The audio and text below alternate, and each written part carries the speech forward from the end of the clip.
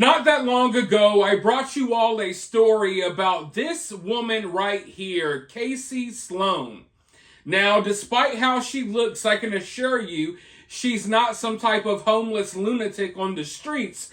She's actually a 19-year-old student at Arizona State University. Now, how she got in this college? Your guess is as good as mine. My guess would be DEI. Let me know what your guess is down below. But anyway, this girl, I don't know if it was jealousy or what it was, she concocted a plan to attack some of her fellow classmates. And after going over potential targets, she decided to settle on Mara Daffron. I hope I'm pronouncing her name right. The media won't even say her name, but she purposely decided to target a smaller white girl because she said, and she wrote this down in her own writings, that this girl would be an easier target. So, after planning this attack, the day came, and Stacy Sloan jumped into action and stabbed Mara Daffron repeatedly, almost killing her, but luckily she survived with the help of her classmates who had to grab Casey Sloan and pull her off of her before she stabbed her even more. So it was a crazy story. It didn't get much media coverage, but luckily Casey Sloan was arrested. Luckily, Mara Daffron survived, and we were hoping that we would get a good ending to this story because the victim is alive and the perpetrator, the suspect, is behind bars. Well, guess what? We should have seen this coming, because we know how things are in this country right now. Stacy had a bunch of her charges dropped for no apparent reason. I honestly, or Casey, sorry. Her name's Casey Sloan, not Stacy. She had some of her charges dropped. Now, it's very obvious that she tried to kill this girl. It's blatantly obvious. She even wrote about it in her writings. Yet they decided to go ahead and drop two of the charges against her. One of those charges being an attempted murder charge. So what we're looking at right now is not only did the media ignore this story because this story involved a black girl trying to kill a little white girl, they ignored this story, but now they're trying to drop these charges silently because no one's really paying attention. But I'm paying attention, and that's why I'm here to talk about this right now. Let's go ahead and dive into this article and find out more information. Arizona college student accused in random classmate stabbing has attempted murder charge dropped. Arizona State University student Casey Sloan, who is accused of stabbing a fellow student twice in a Glendale classroom last month in an apparent random attack, it wasn't random at all, entered a not guilty plea in Maricopa County on Wednesday after two of her four charges were dismissed last week. Maricopa County authorities initially arrested and booked Sloan, 19, on four counts, including first-degree attempted murder in connection with the attack against student Mara Daffron. After a review of the charges submitted on September 30th, the county attorney's office charged Sloan with aggravated assault and disorderly conduct. I gotta stop right there. If this doesn't make your blood boil, I don't know what will. So this girl purposely targeted a white girl because she thought she was an easy target. Purposely attacked her, tried to kill her, and they dropped the attempted murder charges, and instead they're going to give her, what is it? Disorderly conduct? Disorderly conduct. Now imagine if the shoe was on the other foot. We've already talked about this.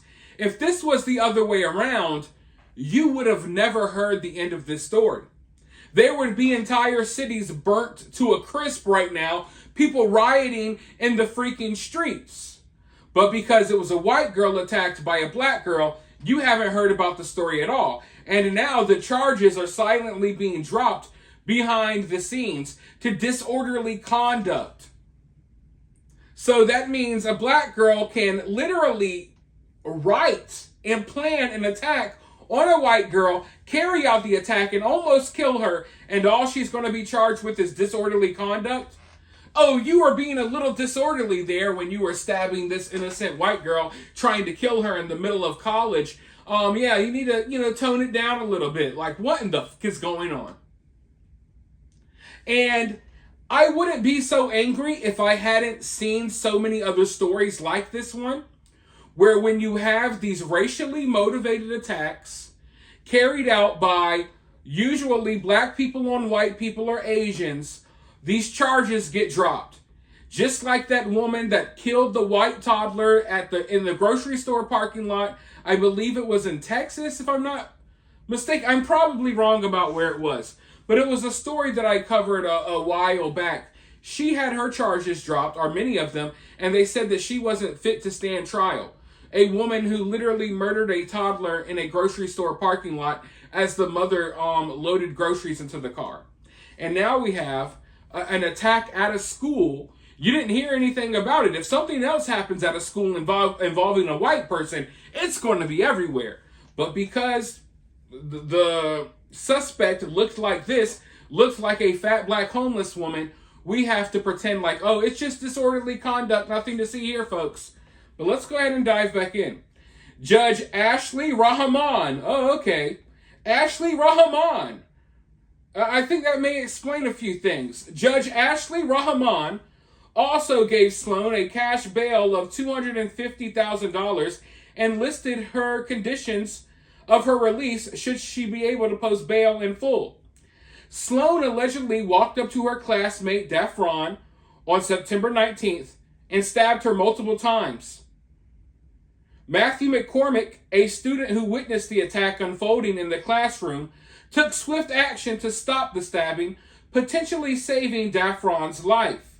I want to go ahead and roll a clip of this classmate speaking about this attack so you can hear more details about how everything went down. And then I'll be back to explain the rest of what's going on here. University student who is recovering after being stabbed several times right on campus. Thank you for being here for 12 News at 10. I'm Troy Hayden.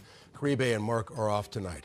The woman who attacked that student was arrested thanks to a classmate who stopped her from running away and held her down until police arrived. 12 News journalist Gabriella Becerra spoke with that student and joins us live with more. Gabby?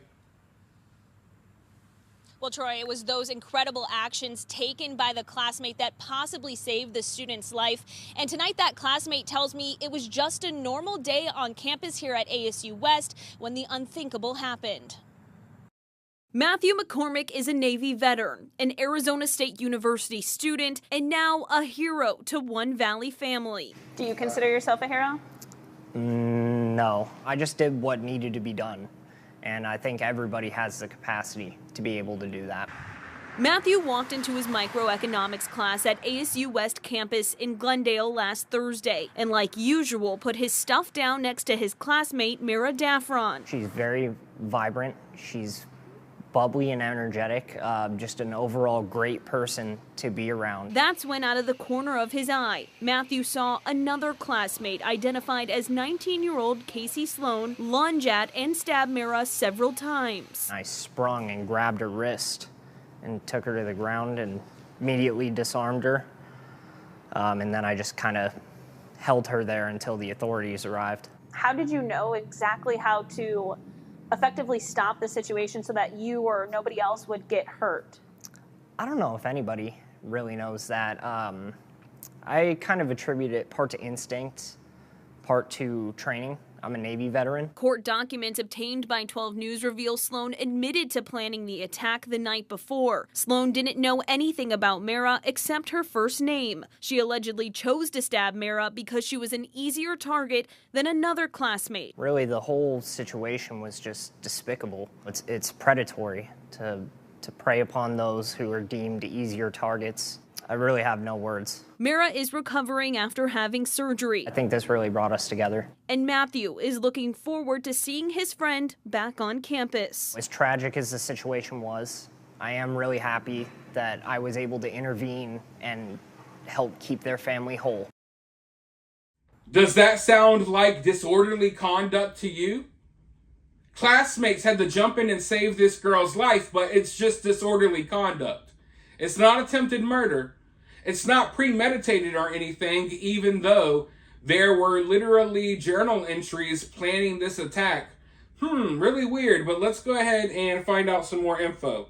Approximately 13 witnesses were present during the attack, including a professor that recounted the incident to police, who wrote in a probable cause affidavit obtained by news outlets that the stabbing occurred without any provocation or any words spoken.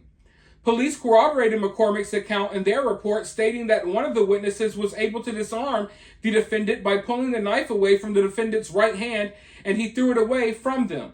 Another witness then kicked the knife back into the classroom. Another witness described the defendant was sitting in the classroom at a desk and suddenly got up and ran at the victim as the victim entered the classroom and stabbed her multiple times. Detectives found a handwritten note inside Sloan's backpack that apparently referenced an act that she was about to commit, but it did not specify what date she was referring to. Sloan also allegedly expressed the desire to hurt somebody in class that day in an interview with detectives after the incident, and targeted Daffron because she was an easier target than the other person she was apparently considering to attack, who she referred to as a veteran. Authorities quickly arrived at the scene and took Daffron to a nearby hospital where she received treatment. ASU police continue to investigate the on-campus stabbing. So there we are, folks. Clear as day that this woman or this girl or whatever you want to call this slug of a monster, it's clear that she deserves more charges. It's clear that she does not need to be out here amongst us in our society. Go ahead, lock her up and throw away the key. There's no recovering from this.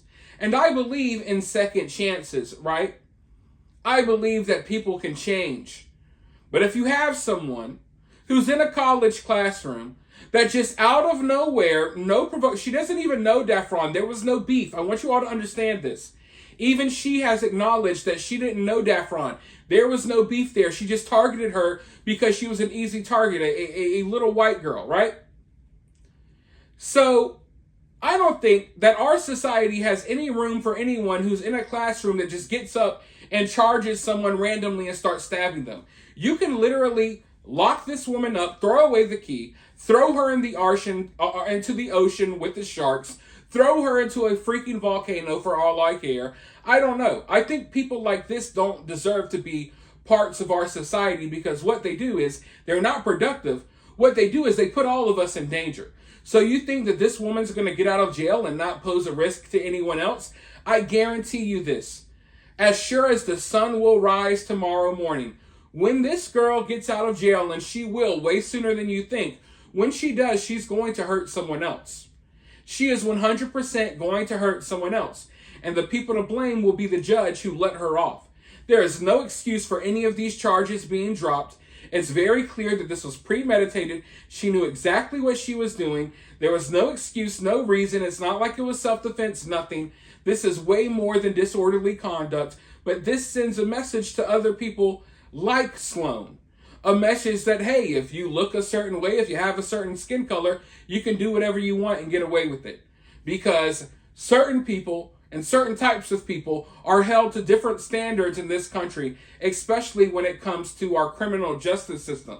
It's absolutely insane. The woke nonsense that we're seeing is putting people's lives in jeopardy. And I feel really bad for this girl, knowing that her attacker is going to get out of jail soon, and wouldn't be surprised if she's allowed on another campus somewhere. That's how effed up our country is right now. And I hope and pray that we can turn things around to where people like Mara Daffron can feel safe in class, and people like Sloan will be where they need to be, either dead or behind bars. But for now, let me know your thoughts about this down in the comments below. While you're down there, hit that thumbs up, hit that subscribe, ring that notification bell, and as always, remember to remain opinionated.